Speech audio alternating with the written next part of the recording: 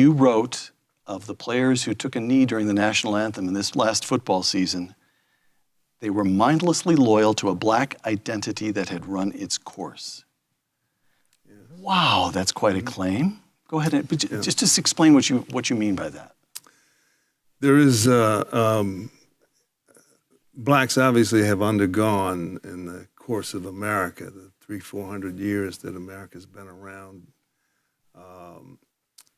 and victimized blacks and in slavery and segregation and all those things we're all very much aware of.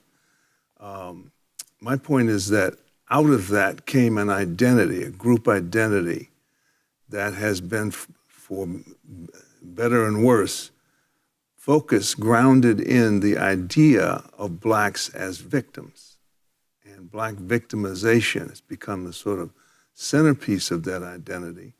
And that identity, I think, in the case of the NFL protesters, is sort of dislodged from reality and functions just pretty much on its own. So once they felt called upon to make some symbolic protest against American racism, they sort of mindlessly went along with that without ever stopping to investigate whether there really was oppression, to what degree of oppression is involved in American life today for blacks.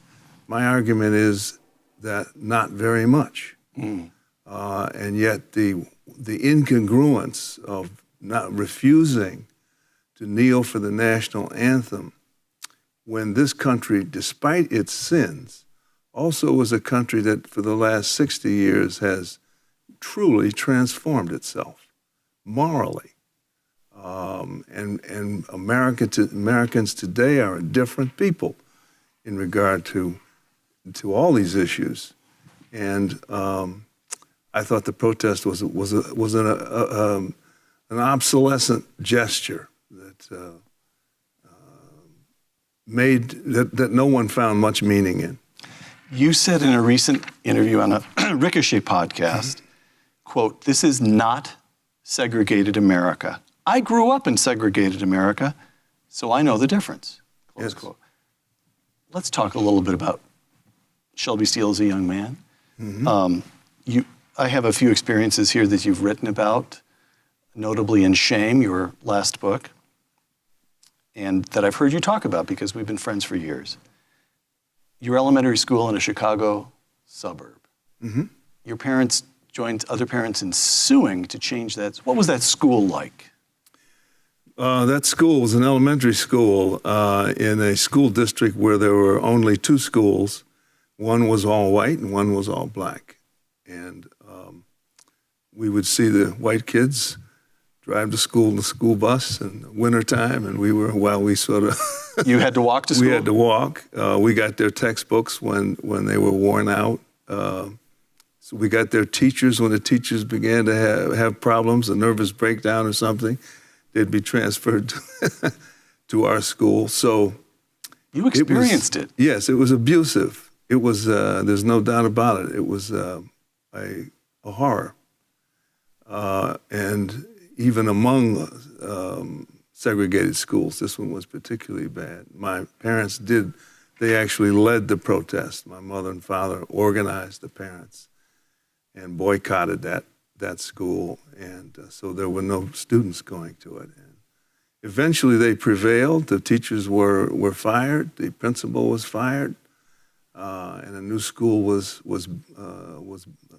started up. So beginning when you were a little boy, you saw real segregation. Yes. And real abuse. Everywhere. And protest when there was something to protest. Well, that's the point, I think. In the 60s, when we think about the protest that sort of became really severe in the 50s and mounted all the way to the 60s, and I think of 1964 and Civil Rights Bill as the point at which America capitulated and apologized. We were wrong. Here's a huge piece of legislation affirming our commitment to not do this anymore. Now, that bill has a lot of problems that have subsequently come to hurt us. But as an historical gesture, it was one of the great moral acknowledgments of any society in ever. It was a really remarkable event, and blacks, in a sense, deserve an enormous amount of credit for protesting in that era, because there was there was no debate in America about whether or not there was racial discrimination. Everybody knew there was. The question was what we were going to do about it. And blacks' protest pushed that, I think, all the way to the point where America finally did capitulate. Rosa Parks was genuinely a great figure. She was genuinely Martin Luther King Jr. is genuinely a historic figure. These people sacrificed enormously. They took every kind of risk imaginable. They achieved truly great, something truly great. It was a moment when Black America, as I say in the article, touched greatness. We extended the democracy past the barrier of race. So historically, that was, in a sense, our gift to America.